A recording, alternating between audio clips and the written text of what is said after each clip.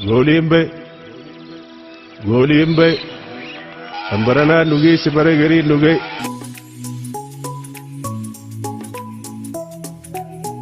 Bagabar kumal maaf kuda sadi mo fagattani kumal maaf kuda furharaatti nagaan ceetan.